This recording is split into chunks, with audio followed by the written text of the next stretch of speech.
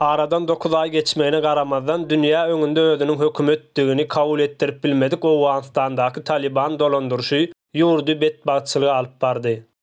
Talibanyň başa gelmeginiň ilkinji günlerinden başlap Awganistanda ykdysady we howpsuzlyk krizi ýüze çykypdy.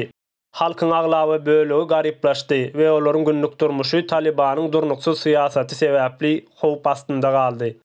Bu durnuksuzlyklaryň 9 aýlyk taryhynyň dowamynda Talibanyň öz içinde hem syýasy taýdan pikir aýralyklary emele gelip, ýurdun ýagdaýyny hasda agyrlaşdyrdy.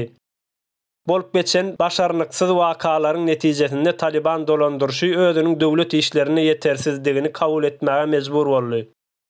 Ösen ýurtlardan gerekli bolan maliýe we syýasy goldawy alyp bilmedik Taliban habar berilmegine göre, meseleni çözmek üçin Awganistanyň öňkü prezidenti Eşrefi Gananynyň dargan hökümetiniň bir ara gelip, täzeden ýurdu ele almaklary gereklidigine inanandygy habar berilýär.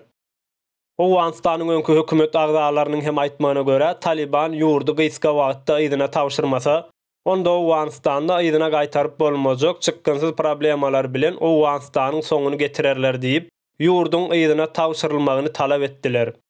Habar berilmegine göre eýýämden käbir öňkü syýasatçylar ýurda gelip başlandygy aýdylýar. Ýurdu ýygyna gaýdyp almak babatda gepleşikleriň häzirden başlanandygy we Talibanyň ýurdu uruşsuz ýygyna gowşurmak isleýändigi habar berilýär.